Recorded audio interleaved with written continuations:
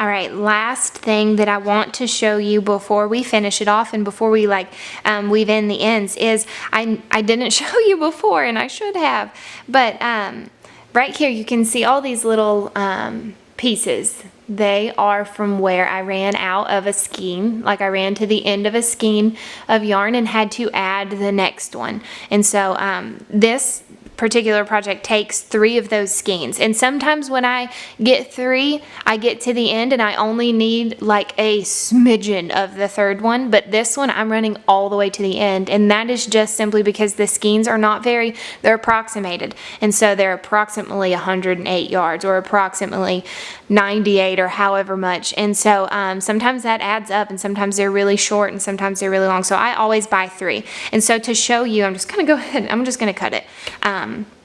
So that pretend like this is the end of your skein, and you need to start another one to be able to finish.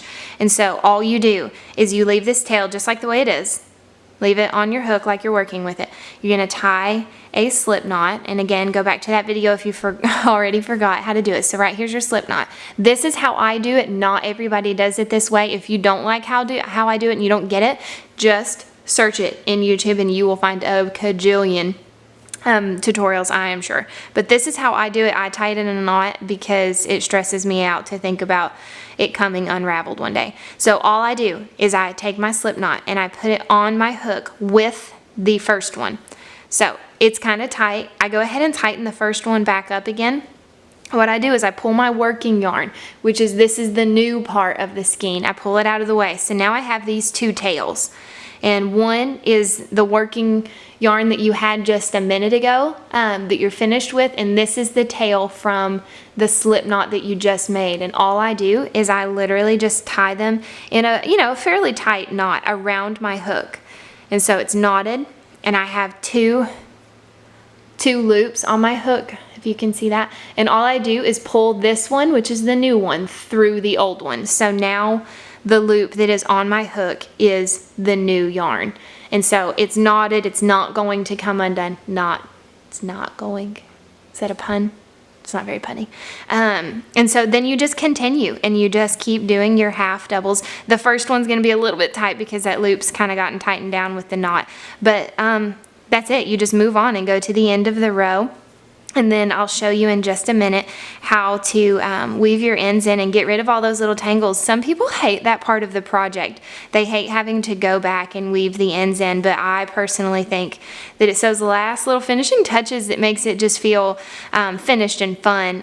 When I do my really large Afghans that are in my Etsy shop, my Leilani Afghans, that's a struggle. I have to sweep the floor at my house, clean the floor, and lay it out in the floor and literally just sit on it because it takes about 14 skeins to do one of those. So, 28 tails to weave in. And so here's the last stitch at the end of this row. And that's it.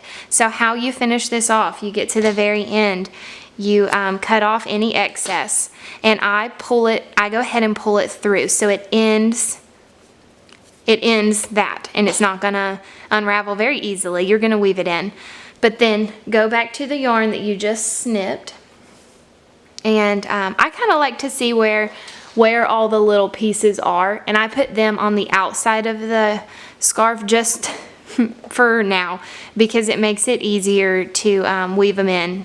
I guess you could just turn it inside out in a minute, but whatever. So this is where your tapestry needle comes in handy. You're going to grab your needle. You're going to put your yarn from whatever's left of your skein, and if you run out, just find semi-matching color. It won't show a whole lot because you're probably going to wear it with the seam in the back anyway. So this is beyond easy. All you literally do is just line your sides up and just sew the 2 sides together. That is literally it. You're just gonna loop, loop, loop, loop, loop, loop, loop all the way down to the end. You can do it as frequently or as infrequently as you feel like it would be secure. And so then that's gonna be one little tube, and then you'll be done with that. And then how you weave in your ends. People ask me all the time how to do that. Just take one of them, put your tapestry needle through it or put it through your tapestry needle. And then what I do, it's called weaving, so weave. Some people just go one way, it kind of defeats the purpose. So just find kind of a busy part of your pattern and just run it from in one direction for several stitches. You don't want to cut it all the way through and sew the two sides together. So kind of put your hand in the middle and just pull it one way, and then come down a little bit or go over a little bit and go in the opposite direction. So you've woven it in two different directions.